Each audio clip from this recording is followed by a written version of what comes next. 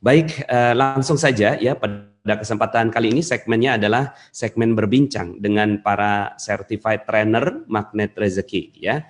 Dan hari ini sudah bersama dengan kita seorang dokter ya yang alhamdulillah membantu ya pasiennya untuk bisa sembuh ya dengan menggunakan teknik Garputala ya. Jadi pasiennya adalah pasien COVID-19. Yuk kita langsung saja bertemu dengan Dr. Fikri ya. Dr. Fikri ada di daerah mana nih ya? Daerah Makassar ya. Assalamualaikum Dr. Fikri ya. Waalaikumsalam warahmatullahi wabarakatuh Pak Nas, dan Alhamdulillah kepada semua sahabat magnet rezeki ya. Alhamdulillah ya. Nah ini adalah Dr. Fikri ya. Sekarang lagi di rumah ya dok ya? Ya alhamdulillah lagi di rumah Pak Nas karena ini hari libur jadi karena jam kerjanya itu ngikut jam kantor, jadi kalau sekarang ya libur hari ini. Oh gitu. Sekarang hari aja. Sekarang ada hari Kamis ya. Tanggal merah sekarang Pak Nas. Oh saya. Apa sih sekarang ya? Ada Waisak ya. Ya. Saya udah nggak tahu hari saya nih ya, yang tahunya cuma hari Kamis aja udah ya. Oke dok ya, mungkin bisa sedikit perkenalan diri dengan teman-teman yang ada di Facebook. Ya, Assalamualaikum warahmatullahi wabarakatuh. Perkenalkan, nama saya Fikri dan saya adalah seorang certified trainer magnet rezeki sejak 2018 sih. Udah cukup lama juga ternyata ya. 2018, dan saat ini saya sekarang sedang berpraktek di salah satu instansi pemerintah yaitu bandara di Angkasa Pura ya, di Angkasa Pura, Bandara Sultan Hasanuddin Makassar. Oke ya, jadi sekarang lagi dinas di Angkasa Pura ya. Kalau Angkasa Pura tuh RS-nya besar nggak dok ya? Enggak sih Pana, karena itu dia kan hanya khusus pegawai aja. Jadi polikliniknya hanya khusus pegawai Angkasa Pura, jadi ya memang ya kayak kantor lah gitu. Oh gitu ya. Nah apalagi sekarang ya penumpang nggak terlalu banyak ya, berarti nggak terlalu ya, rame ya. Jadi yang kita tangani bukan penumpangnya, tapi pegawainya, pegawai Angkasa Pura dan pegawai bandara. Dan persoalannya adalah bandara itu kan tempat keluar masuknya tempat transmisi yang paling mudah untuk COVID-19 saat ini. Jadi banyak sekali banyak sekali pegawai-pegawai yang di Angkasa Pura saat ini tuh terkena COVID. Oh, ada berapa orang dok yang sekarang ini? Saat ini tuh sejauh ini sudah ada 5 yang positif. PDP sudah lebih dari 10, ODP sudah lebih dari 30. Oh, ya. Kemudian waktu itu ya barusan kemarin dari Dinas Kesehatan akhirnya programnya adalah untuk men-screening, untuk merapid test semua karyawan di Angkasa Pura, dan jadi semua kemarin tuh di rapid test, kemudian yang rapid testnya positif kemudian di swab juga. Nah saya salah satu yang di swab juga kemarin gitu. Jadi ya mudah-mudahan hasilnya negatif lah.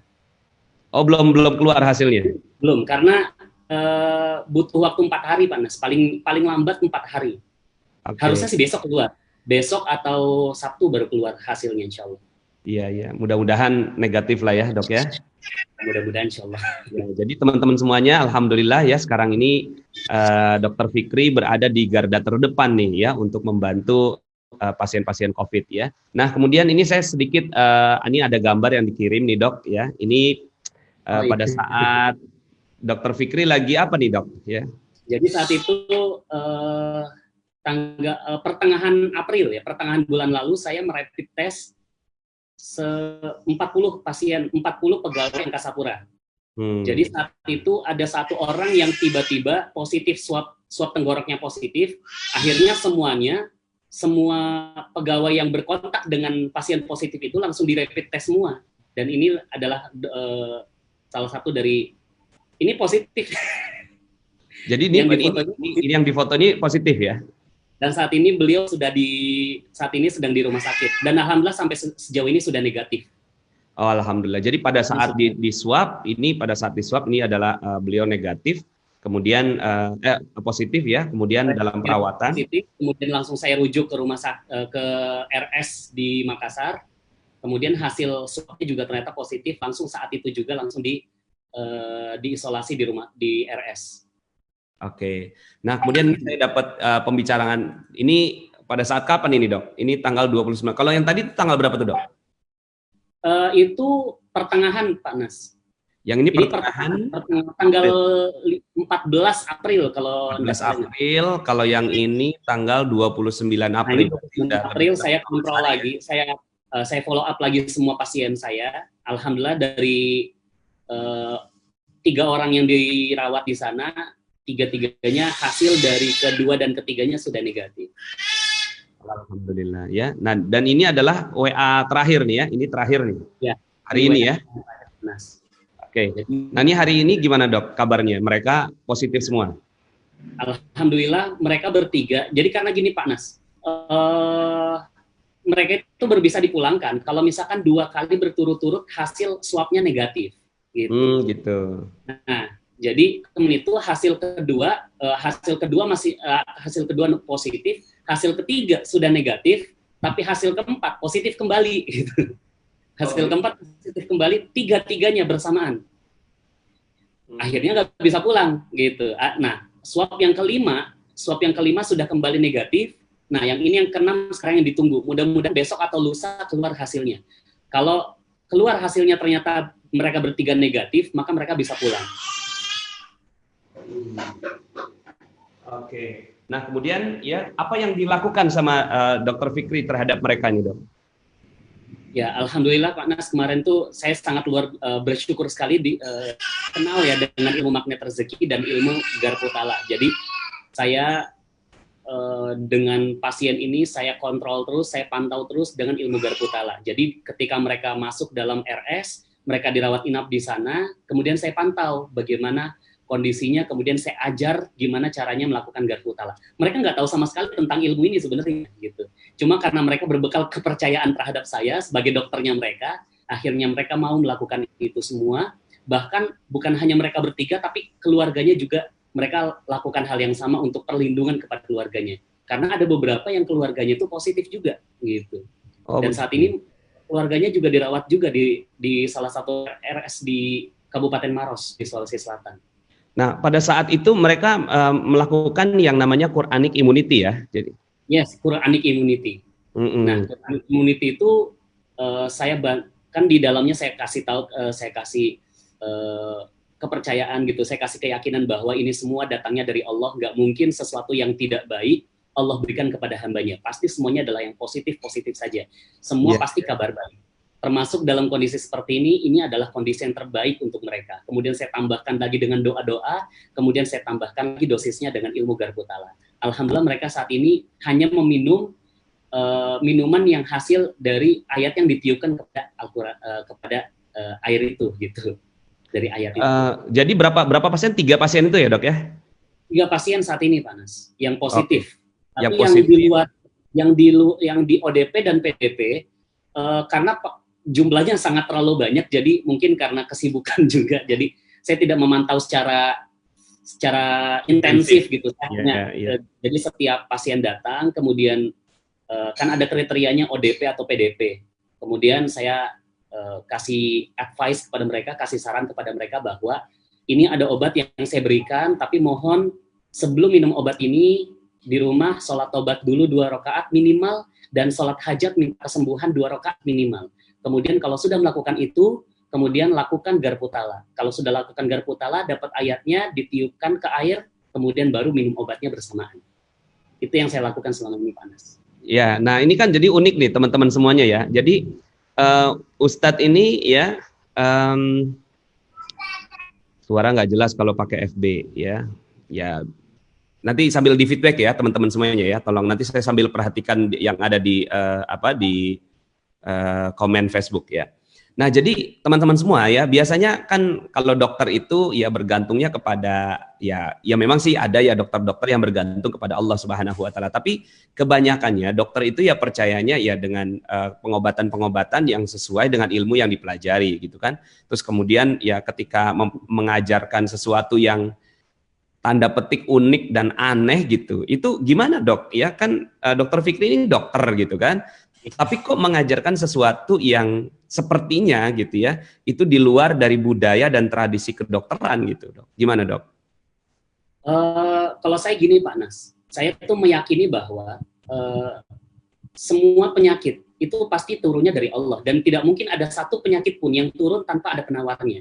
Dan penawarnya itu pasti Allah yang ciptakan, bukan kita manusia, bukan dokter, bukan ilmuwan kesehatan, bukan siapapun.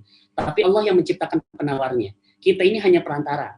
Maka setiap pasien di poliklinik yang datang kepada saya konsultasi, saya selalu bilang begini, kami ini hanya perantara, obat itu hanya perantara. Kalau ibu atau bapak tidak minta kesembuhan kepada Allah, Allah tidak ridhoi kesembuhannya, maka nggak akan sembuh sampai kapanpun. Maka kejar Allah dulu, baru kejar manusia. Saya bilang begitu, Pak.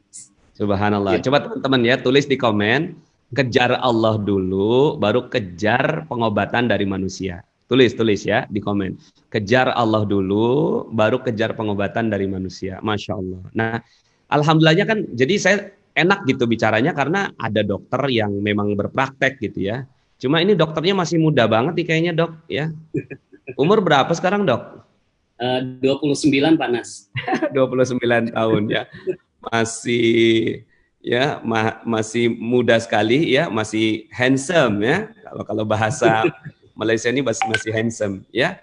Nah, ini kalau foto ini ada di mana, Dok? Nih. Yang mana? Di klinik ya? Mana nih? Nggak kelihatan di sini.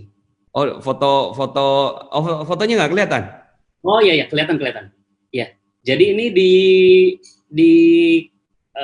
klinik bandara, di klinik tempat saya kerja. Tempat bekerja ya. Baik. Nah, jadi teman-teman ya, jadi Dokter Fikri juga punya channel YouTube ya, channel YouTube, dan ini adalah channel YouTube-nya ya. Nah, ini teman-teman langsung aja ke channel YouTube-nya Dokter Fikri ya untuk bersilaturahim dengan Dokter Fikri ya. Dan ini ada beberapa video-video yang sudah diupload ya, sudah lebih kurang 8 video ya, Dok, karena masih baru juga ya. Baru juga, Pak Nas. Nah, itu malam lagi video terbaru. Oh gitu, ya. Nah, ini boleh diterangkan nggak, Dok? Ini kontennya kayaknya ada kaitannya dengan edukasi COVID nih beberapa ya. Nah, boleh diterangkan nggak beberapa video di sana? Ya, jadi saya memutuskan untuk membuat channel YouTube ketika memang pas lagi COVID, Pak Nas. Itu muncul dari kegundahan hati saya terhadap edukasi masyarakat yang tidak maksimal. Jadi karena masyarakat itu tidak paham seberapa seriusnya wabah kali ini, sehingga saya lihat masih banyak orang yang berkeliaran di luar rumah. Akhirnya saya bikinlah itu judul pertamanya COVID-19 Perang Dunia Ketiga. Ya, itu part 1, part 2 ya. Part 1, part 2. Karena memang COVID ini adalah perang dunia. Semua dunia sedang berperang pada satu common enemy, satu musuh yang sama, dan musuhnya itu nggak kelihatan gitu. Nah, alhamdulillah dengan dimulainya dari itu, saya membuat channel YouTube ini untuk konten-kontennya adalah untuk edukasi kesehatan, dan sebisa mungkin di dalam edukasi kesehatan itu saya masukkan nilai-nilai Islami di sana supaya ada nilai tambahnya, Pak Nas. Alhamdulillah. Nah, di situ saya tertarik dengan satu video yang judulnya tuh Pesan untuk Indonesia, karena ada bendera merah putihnya tuh, ya. Itu apa yang isinya apa, Dok? Mungkin bisa dijelaskan ke teman-teman yang ada di sini. Jadi pesan untuk Indonesia itu saat itu saya ya karena kegundahan hati juga, Pak Nas. Ketika itu adalah hari pertama Makassar sudah PSBB. Hari pertama Makassar PSBB, tapi jalanan itu masih ramai sekali, masih banyak orang berkumpul. Saya lewat pasar, masih orang berkumpul di sana. Akhirnya pas saya sampai di poliklinik, di kantor saya, itu syutingnya di kantor saya juga gitu. Kemudian saya bikin video bahwa saat itu jumlah pasien sudah sekian, kemudian kita sudah terlalu meremehkan virus ini, meremehkan dengan cara kita masih berkeliaran di luar rumah, tidak menjaga diri kita. Kemudian saya sebutkan juga di video itu bahwa kami ini tidak menganggap sebagai diri kami sebagai pahlawan. Kan banyak tuh yang menganggap bahwa tim medis adalah pahlawan, tim medis adalah pahlawan garda terdepan. Kami bukan tim medis, Pak. Kami bukan pahlawan, Pak Nas. Kami ini hanya tim medis yang memang menjalankan tugas sebagai pengabdi negara. Jadi kalau misalkan memang kami ini adalah pahlawan, terus kenapa ada orang yang kemudian tim medis yang jenazahnya ditolak untuk dimakamkan? Kemudian ada perawat di salah satu di Jawa Timur atau di Jawa Tengah ya, itu diusir dari kos-kosannya karena dianggap membawa virus. Gitu. Kalau misalkan memang kita ini pahlawan, kenapa kita diperlakukan seperti itu? Maka kami ini bukan pahlawan. Pahlawan adalah siapapun yang siap untuk stay di rumah, menjaga diri dan keluarga dari penularan virus corona, maka dialah pahlawan itu. Karena seberjuang apapun kita tim medis, Pak Nas, kalau misalkan masyarakatnya juga masih banyak yang tertular virus, ya maka kewalahan juga kitanya gitu. Oke, teman-teman tulis di komen ya, pahlawan dalam COVID-19 ini adalah mereka yang tetap stay di rumah. Jadi untuk sekarang ini masih stay di rumah ya, Dok ya? Saya cuma keluar di saat ke kantor aja, Pak Nas, ke klinik itu aja, ke bandara, ke Angkasa Pura itu. Selebihnya sekarang ini eranya lagi rame nih di TV gitu kan, bahwa pemerintah akan melonggarkan PSBB. Itu pandangannya Dokter Fikri sendiri gimana? Sebenarnya agak dilema sih Pak Nas ya, karena di satu sisi kita yang ekonomi menengah ke atas itu mungkin bisa PSBB, tapi ekonomi yang menengah ke bawah itu tidak bisa dikurungkan di dalam rumah gitu. Jadi kalau bahasa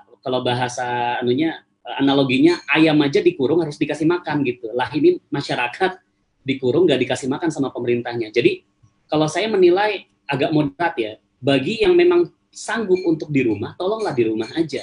Bagi yang ekonominya cukup memiliki tabungan, ya tolonglah di rumah aja gitu. Sampai kapanpun ini wabahnya berakhir. Tapi bagi yang tidak bisa hidup gitu ya, maksudnya ekonomi menengah ke bawah yang memang kebutuhannya penghasilannya adalah harian, ya it's okay keluar, tapi tolong dijaga, tetap jaga jarak ya, tetap pakai masker, kemudian tetap bawa hand sanitizer kemana-mana gitu ya. Pokoknya jaga supaya diri tidak tertular. Kemudian di saat pulang jangan menyentuh keluarga dulu, kan biasanya kita saliman tuh, saliman sama keluarga kita, anak kita, istri kita. Tapi jangan langsung masuk dulu ke kamar mandi, mandi dulu, buka semua baju, ganti pakaian, baru keluar kamar mandi, baru bisa ketemu dengan keluarga. Itu pun yang saya lakukan sekarang. Iya, jadi cara fisiknya dilakukan, cara ruhiyahnya dilakukan gitu ya. Dan ini bagus juga ya karena moderat ya Dok ya. Jadi terhadap yang bisa di stay at home ya stay at home aja dulu ya sampai keadaan. Bagi yang bisa wajib. Iya. Oke. Nah, ini kan Dokter Fikri mengajarkan Garpu Tala ya. Kalau Dokter Fikri sendiri, ya pernah nggak dapatkan keajaiban yang kaitannya dengan Garpu Tala itu? Kalau keajaiban Pak Nas, hidup saya semuanya adalah keajaiban. Jadi, alhamdulillah setelah kenal dengan magnet rezeki ini gitu ya, saya juga digembleng oleh Pak Nas dengan ilmu magnet rezeki dan ilmu Garpu Tala. Akhirnya saat ini apapun yang saya tanyakan, saya udah nggak tanya siapapun lagi kecuali tanyanya adalah Al-Quran gitu. Dan alhamdulillah begitu banyak keajaiban yang saya dapatkan setelah saya menyandarkan diri saya melalui Al-Quran. Dan salah satu keajaiban terbesar saya melalui ilmu Garpu Tala adalah dapat anak pertama, Pak Mas. Ini saya mau kasih tunjuk gambarnya. Nah, ini dia ya. Dan ini dapat anak ya, anak pertama. Alhamdulillah. Siapa namanya? Hisham ya? Hisham Gifari Hamdi. Hisham. Nah, ini di sampingnya ada keramik nih, Dok ya. Ada keramik. Tulisannya apa nih tulisannya? Nih saya perbesar ya. Punya anak pertama tahun 2019. Oh, punya anak pertama ya di tahun 2019.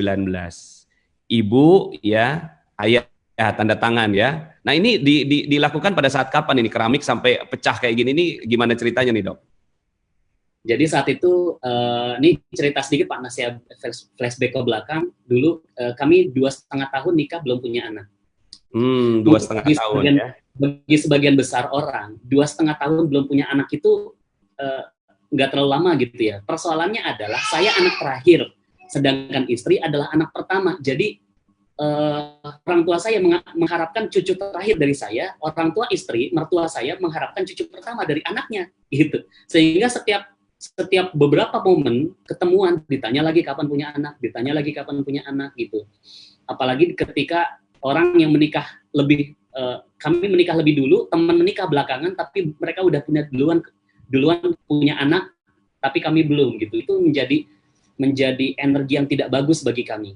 Istri juga kemudian ketika diajak akikah gitu ya, akikah temannya yang nikahnya padahal lebih dulu kami gitu ya, kemudian dia energinya down.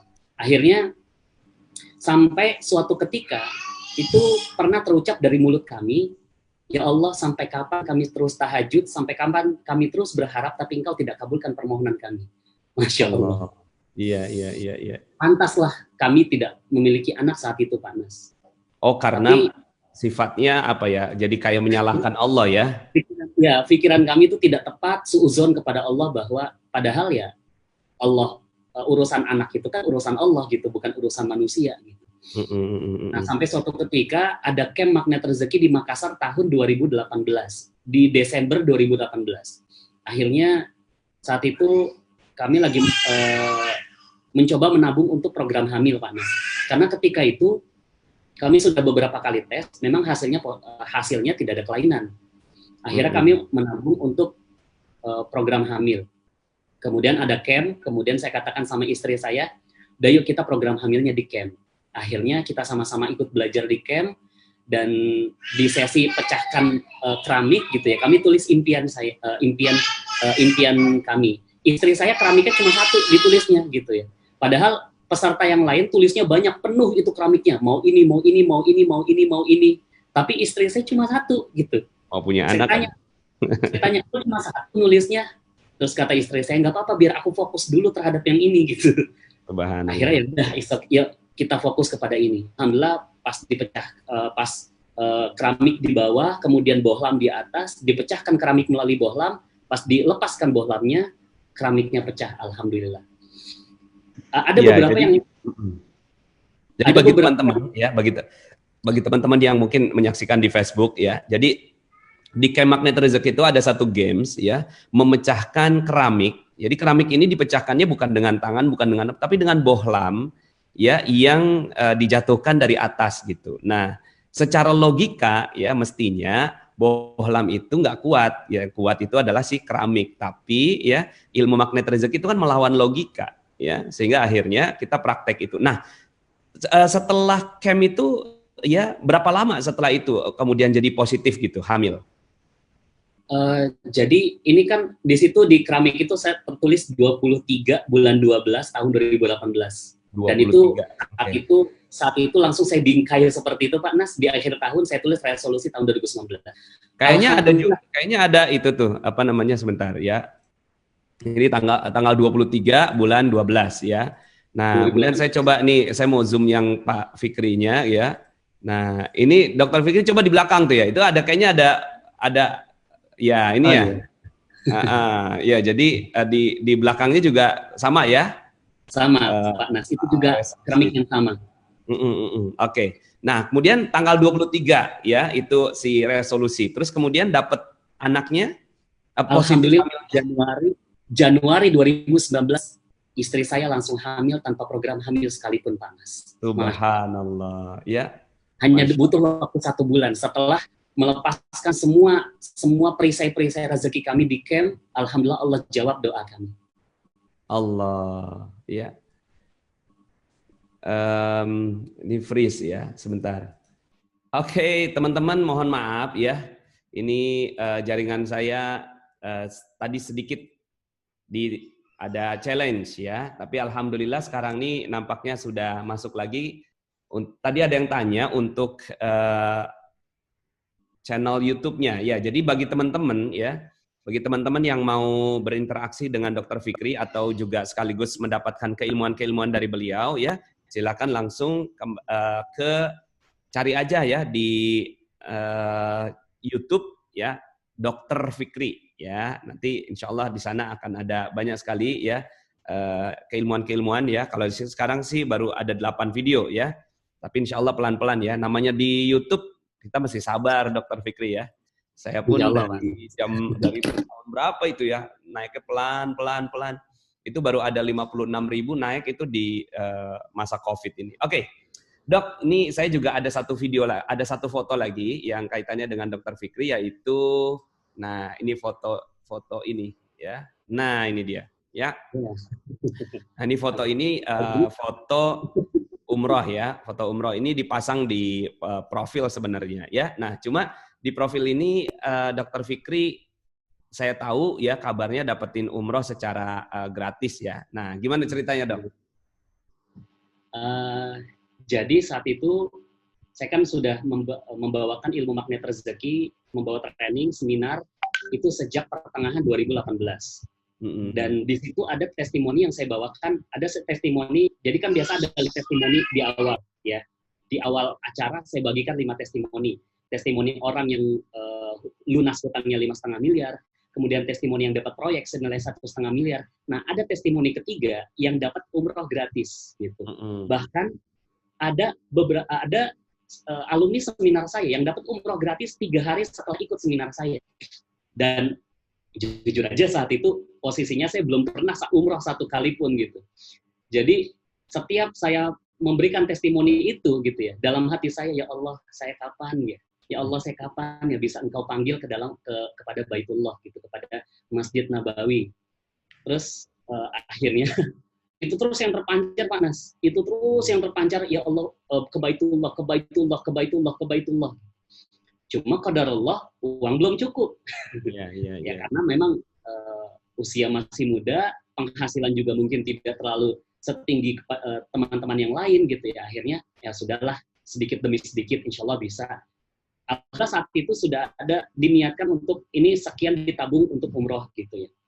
Alhamdulillah tiba-tiba Allah menjawab doa saya dengan memberikan saya umroh gratis tanpa uang 1 sen pun yang saya keluarkan, Masya Allah. Alhamdulillah ya. Dan waktu itu ya memang sih jalannya bisa jadi melalui magnet rezeki ya. Tapi waktu itu kita bikin program ya, kepergian bersama umroh. Subhanallah ya, kita kelebihan peserta gitu. Jadi pesertanya banyak ya, lebih kurangnya 300 pada saat itu, 300 lebih. Kemudian ya ini siapa lagi nih ya yang bisa kita kasih gitu ya untuk menemani jamaah. Sebenarnya tugas juga untuk menemani jamaah gitu ya sebagai seorang tour leader ya. Tapi alhamdulillah teman-teman semua sepakat, ya udah Dokter Fikri gitu kan yang kita jadikan sebagai satu tour leader gitu ya. Selain karena beliau sebagai seorang certified trainer, juga sebagai seorang dokter, jadi bisa bantuin gitu ya Dok ya waktu itu ya. Ya, Pak Nas. Bahkan saat itu saya merasa kayak dokter pribadi jamaah, Pak Nas. Iya. Keliling ke kamar-kamar, saya tensi jamaah, saya periksa, kemudian Masya Allah. Nah, kemudian ada nggak pengalaman-pengalaman unik yang sedikit banyak didapatkan pada saat di umroh itu? Alhamdulillah banyak banget Pak Nas. Jadi saya pribadi gitu ya, jadi kalau di tanah suci itu kan tanah ajaib ya, tanah suci, tanah ajaib, apapun yang kita pikirkan dalam ilmu law of projection, pikiran kita adalah doa gitu. Ketika kita memikirkan sesuatu, maka itu pun yang terjadi. Saat itu saya tenggorokan mulai nggak enak Pak Nas, dan beberapa juga teman-teman tim tour leader yang lain juga tenggorokan udah nggak nyaman. Kemudian saya pancarkan dalam pikiran saya, insya Allah sehat, insya Allah sehat, insya Allah sehat. Apalagi besok mau ke Mekah gitu. Insya Allah besok mau ke Mekah, akhirnya saya minum air zam-zam. Bismillah ya Allah, ini adalah jalan kesembuhan untukmu. Saya minum, alhamdulillah ketika itu juga bagus Pak.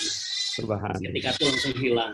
Kemudian ada Pak Arif juga ya, saat itu jadi di sana itu Pak Nas, saya setiap ada jamaah yang kemudian mengeluh kesehatan, saya bilang, di sini obat bukan yang pertama gitu.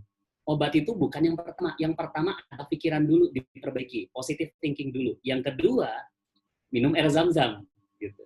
Yang ketiga, kalau misalkan sakitnya ada nyeri kaki atau nyeri apa, siram itu tempat yang nyeri pakai air zam-zam. Yang keempat, kalau nggak berhasil, baru saya tambahkan dengan obat. Jadi saya baru kasih obat, karena memang saat itu saya sebagai tim medis juga saat itu waktu umroh. Jadi kalau 3 hal ini belum dilaksanakan, saya nggak kasih obat Pak Nas. Iya. Alhamdulillah begitu banyak yang kayak Pak Arif kakinya mulai kambuh asam uratnya, ya. Kemudian coba deh gitu ya. Saya pernah ngomong sama Pak Arif, jangan dulu obat, coba dulu air zam-zam. Akhirnya disiram air zam-zam kakinya, saat itu juga sembuh. Kemudian ada juga jemaah saya di bis 2 saat itu sama mengeluh juga kakinya nyeri juga. Disiram dulu pakai air zam-zam, alhamdulillah langsung sembuh gitu ya. Alhamdulillah. Kemudian ada yang sepuh, sudah sepuh, besok mau ke Mekah tapi dia hanya bisa terbaring di kamar hotel gitu. Kemudian saya semangatin lagi sampai istrinya bilang, dok gimana ya seandainya besok, langsung saya cut, Bu jangan seandainya. Kalau ibu bilang begitu, kejadian besok. Ibu harus yakin besok itu sembuh, insya Allah. Umrohnya malah 2 kali, Pak Nas. Ya baik, Dokter Fikri, karena mungkin di sana udah mulai waktu berbuka kayaknya ya. Insya Allah 3 menit lagi, Pak Nas. 3 menit lagi. Baik, terima kasih banyak Dokter Fikri. Ya, insya Allah kita akan. Nah, jadi bagi teman-teman ya, ini adalah Dokter Fikri. Silahkan ya berkenalan dengan beliau. Boleh nggak nomor teleponnya kita kasih ke teman-teman? Boleh banget, Pak Nas. Ya, berapa nomornya ya? 0852 0852 9937 9937 4542. 4542. Baik. Ya, jadi ya silakan selamat berbuka, Dok. Ya, mudah-mudahan Allah Subhanahu wa taala terima puasanya pada hari ini ya. Dan ya, mungkin bisa ucapkan salam kepada teman-teman yang ada di Facebook. Terima kasih kepada teman-teman di Facebook yang telah menyaksikan ini. Semoga cerita dari saya itu bisa menginspirasi teman-teman semua dan bisa dipraktekkan bahwa tidak ada obat yang lain kecuali Allah. Tidak ada obat yang lain kecuali Allah. Kalaupun obat dan dokter itu hanyalah perantara, maka kejarlah Allah dulu baru kejar manusia. Mudah-mudahan dengan ilmu magnet rezeki akan sangat mempermudah kita untuk mendapatkan kehidupan yang lebih baik dari segi kesehatan maupun dari segi rezeki dan lain-lainnya. Sekian dari saya. Assalamualaikum warahmatullahi wabarakatuh. Waalaikumsalam warahmatullahi wabarakatuh. Alhamdulillah ya teman-teman semuanya, itulah dia Dokter Fikri ya. Alhamdulillah senang sekali ya bisa membersamai kita pada kesempatan kali ini ya. Dan ini sebenarnya ada yang masuk ya.